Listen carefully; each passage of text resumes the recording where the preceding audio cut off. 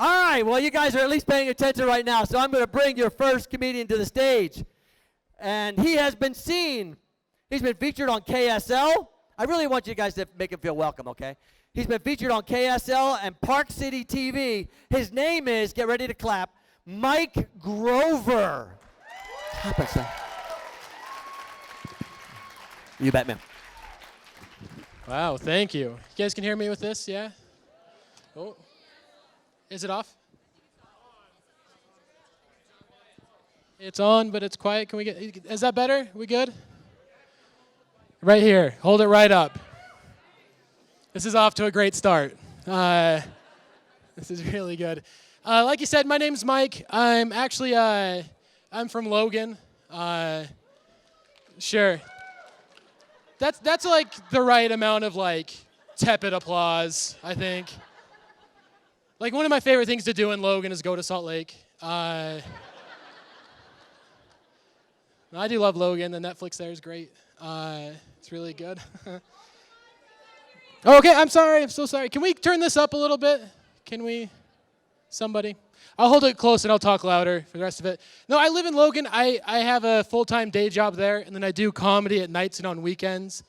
So I end up driving a lot, and especially late at night. And when I get tired when I drive, I like to stop and get a coffee. I don't drink it. Yeah, because I was raised Mormon. But the pure rush of adrenaline that I get from just purchasing a cup of coffee, like that'll keep me awake for hours. Sounds like some of you can relate.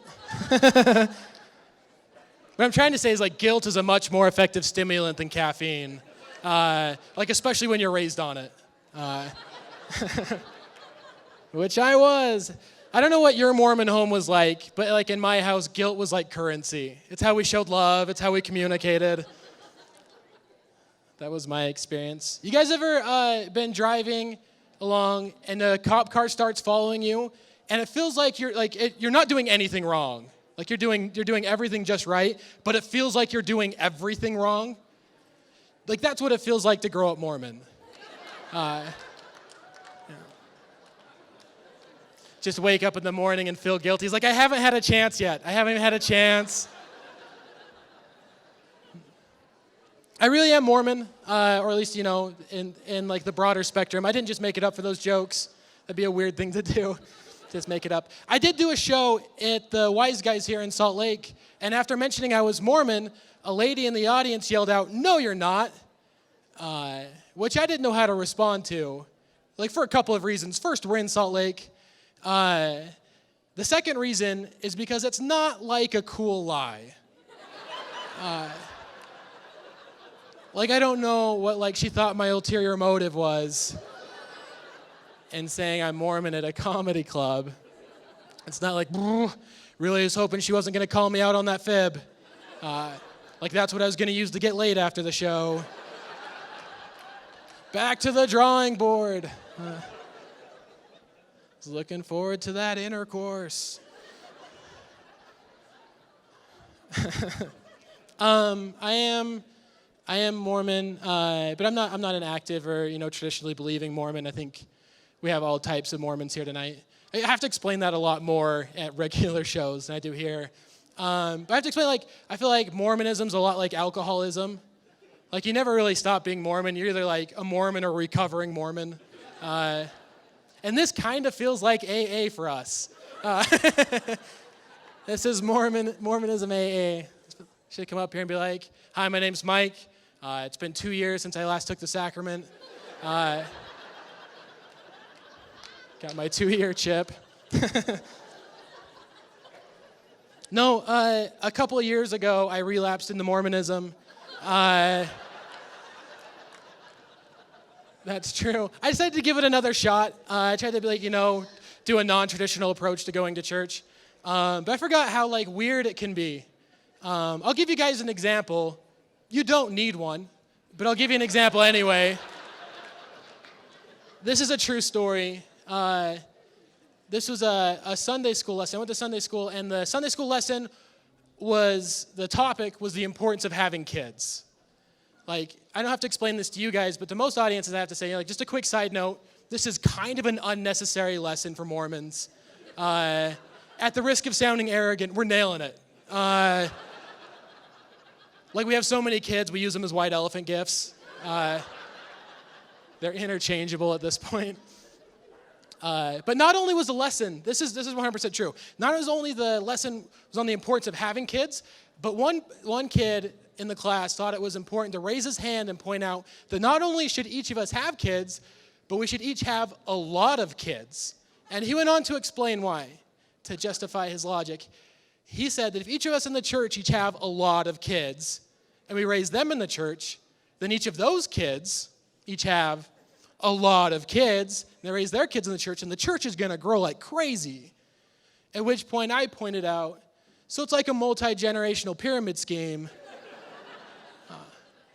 They reacted differently. You guys did. They did not think it was funny. You know, but in this pyramid scheme, like, you have 5 kids, you get each of them to have 5 kids, they all pay 10%. And in the end, you get your own planet. Yeah. I agree, it's a sweet deal. It's a sweet deal. You're not going to find a real estate investment like that anywhere. A whole planet?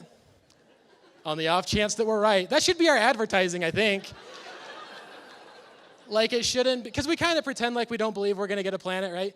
But we totally do. But it shouldn't be like family, it's about time. It should be like, be a Mormon, get a planet. It's a pretty good risk. The ROI is incredible. It's incredible. I'm 27.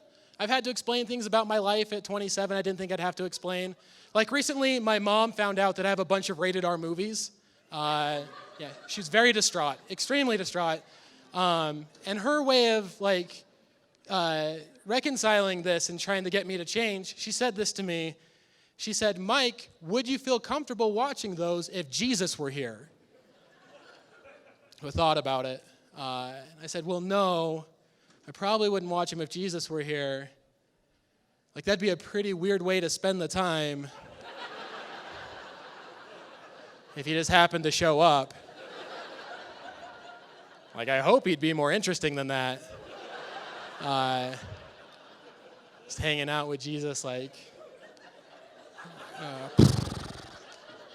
I don't want to watch Up. I think he'd dig Up. I think he'd like Up. I think that's a safe choice. What if Jesus didn't like Up? What if, like, you know how, like, you're taught in Mormonism when you meet someone who you think might be a demon, you're supposed to try to shake their hand? You guys, is that something you guys know? And they have to try, but they can't. They want to shake it so bad. They have to try. Like, I think if you watch watch Up with Jesus and he doesn't like it, fake Jesus. Don't waste your time with fake Jesus. Don't waste your time. I'm not active right now, and I'm not, like I said, I'm not a traditional believer. I like identifying as Mormon still. I love that identity. And part of the reason is because, like, it's better than just being white. Which is totally how I feel, but I realize, like, all this white male privilege is so boring.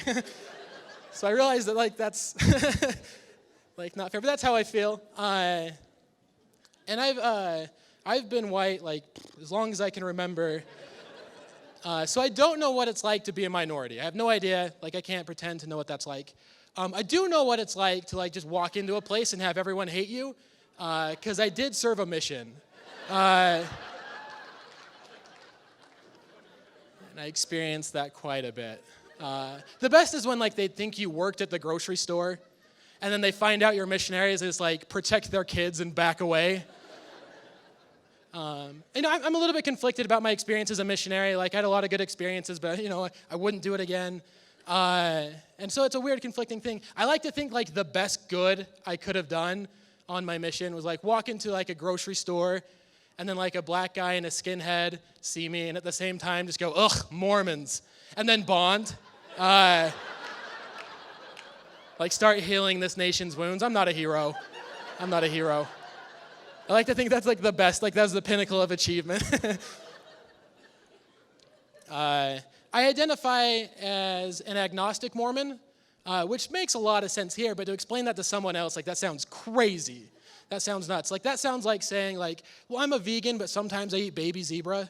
Like it's my cheat day. I've been good. But that's what it sounds like to people. But I think that's like the closest thing I can come up with to identify the type of Mormon I am. And the reason is because like, you guys, I feel like I'm explaining things you know already, but like in Mormons, like you learn truth through your feelings, right? It's through like the burning in your bosom or happy heartburn. But like through feeling, that's how you know there's a God, that's know how has a plan for you and everything. The problem is my feelings are so dumb. They're so dumb. And I'll give you an example. When I was younger, I was hanging out with my cousins, which is a really Mormon way to start a story. But one of my cousins had pointed out that there was this guy who lived nearby who every night he stood on his roof and worshiped the devil. And you know, like when you're Mormon, like you can't like drink or like do drugs or worship the devil. So like the closest thing you're gonna get is like watch someone else do it. I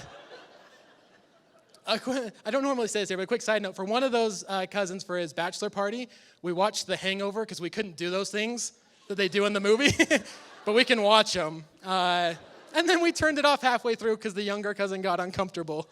That was our bachelor party.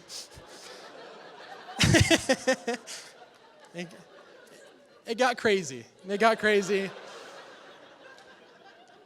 So of course we go to see this guy who's, supposedly worshiping the devil, and we go there, and I see this guy standing on his roof, I guess worshiping the devil. I'm not sure what that's supposed to look like, but I look up at him, and all of a sudden I'm overwhelmed with like this feeling of evil. Like it totally encompassed me. It was like spiritual like constipation.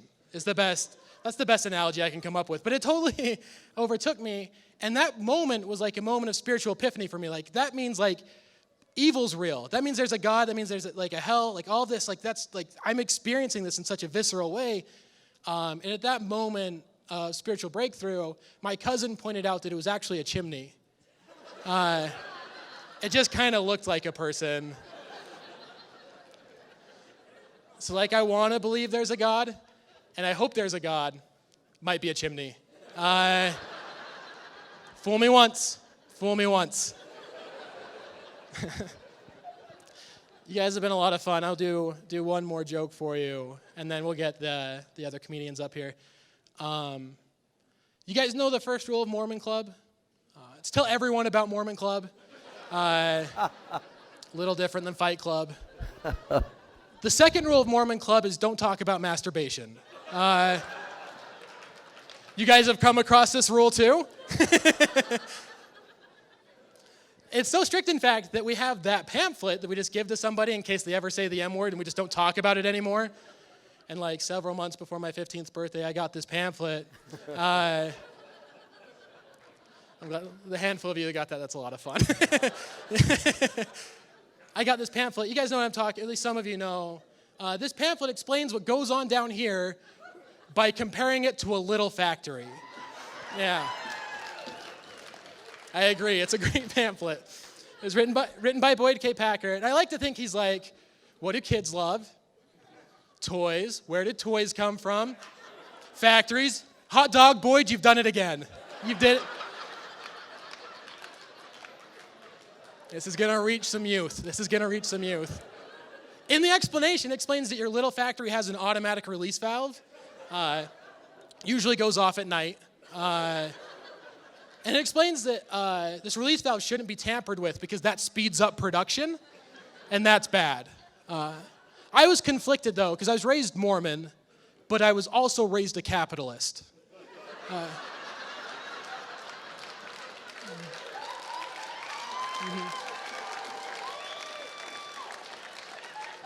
had a pretty solid understanding of supply and demand. And demand, off the charts. So, as CEO of my little factory,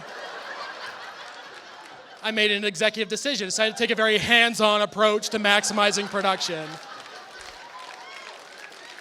I guess it was more like a little sweatshop than a little factory. All right, thanks a lot, guys. I'm Mike Grover. Mike Grover! Man, you killed it. Man, you killed it. Was he great? Say yeah! Say yeah! Let's keep this